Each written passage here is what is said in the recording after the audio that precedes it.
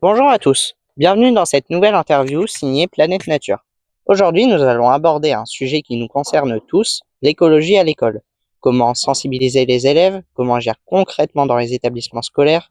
Pour en discuter, j'accueille un invité qui va partager son point de vue et son expérience. Merci d'être avec nous aujourd'hui. Pour commencer, est-ce que vous pourriez vous présenter? Bonjour à tous, je m'appelle Kylian Desforges. J'ai 16 ans. Merci à vous. Selon vous, est-ce que les élèves sont suffisamment sensibilisés à l'écologie aujourd'hui? Je pense que les élèves sont de plus en plus sensibilisés grâce aux médias, aux réseaux sociaux et parfois à des projets scolaires. Cependant, cette sensibilisation reste encore théorique et pas toujours mise en pratique au quotidien. Beaucoup connaissent les grands principes, comme le gaspillage alimentaire ou encore le climat, mais ne les appliquent pas forcément de manière régulière.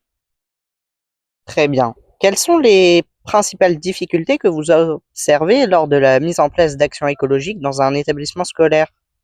Les principales difficultés sont un manque de moyens financiers ou matériels pour mettre en place les projets, le manque de temps dans les emplois du temps déjà chargés, la difficulté à mobiliser tous les élèves et enseignants de manière durable, le fait que certaines actions demandent une organisation et un suivi régulier, comme le compost, le tri sélectif et le potager.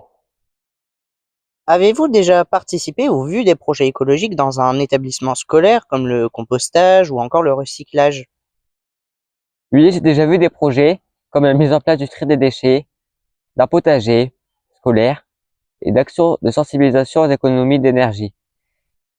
Et quels sont les avantages bénéfiques de mettre en place de tels projets?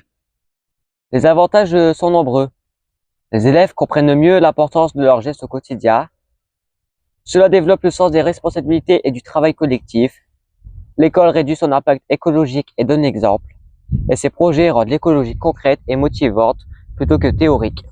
D'accord. Et si vous aviez un seul changement concret à proposer dès demain dans toutes les écoles, lequel serait-il? Je proposerai l'installation de poubelles de tri dans toutes les classes et espaces communs, accompagné d'une vraie sensibilisation pratique au recyclage. Cela permettrait d'ancrer un geste simple mais essentiel dès le plus jeune âge. Pensez-vous que les enseignants et personnels éducatifs sont assez formés pour aborder les enjeux écologiques avec les élèves? Pas toujours. Certains enseignants sont très investis et trouvent des ressources par eux-mêmes, mais beaucoup manquent de formation spécifique et de support pédagogique adapté.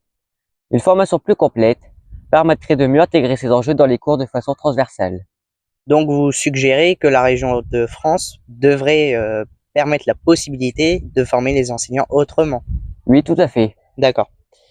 Et d'après vous, pourquoi est-il important que les jeunes d'aujourd'hui prennent conscience des enjeux environnementaux et de l'ampleur des conséquences pour l'avenir? Tout simplement parce qu'ils sont les adultes de demain et auront un rôle crucial dans la transition écologique. Comprendre dès maintenant les enjeux environnementaux permet de changer leurs habitudes, d'adopter un mode de vie plus durable et développer des solutions innovantes. C'est aussi une manière de leur donner le pouvoir d'agir pour préserver leur avenir et celui des générations futures. Enfin, quel message vous aimeriez transmettre aux jeunes pour les encourager à agir pour la planète au quotidien? Que chaque geste compte pour la planète en adoptant des attitudes éco-responsables au quotidien, comme le tri des déchets, la réduction de la consommation d'énergie ou l'utilisation de transports en commun. Cela contribue à préserver notre environnement. Dans les établissements scolaires, on peut également mettre en place des projets concrets comme des ateliers de sensibilisation, des jardins écologiques, des collectes de déchets ou des campagnes de réduction de plastique. Ainsi, chaque action, même petite, contribue à un impact positif et inspire les autres à faire de même. Merci beaucoup pour ce témoignage et pour ces idées partagées. On espère que cette interview vous aura donné matière à réfléchir et surtout envie d'agir à votre niveau. Si vous avez aimé, n'hésitez pas à partager cette vidéo, à vous abonner à Planète Nature et à nous suivre sur nos réseaux pour ne rien rater lors des prochaines interviews. À très bientôt pour un nouvel échange autour de l'écologie et de l'avenir pour notre planète.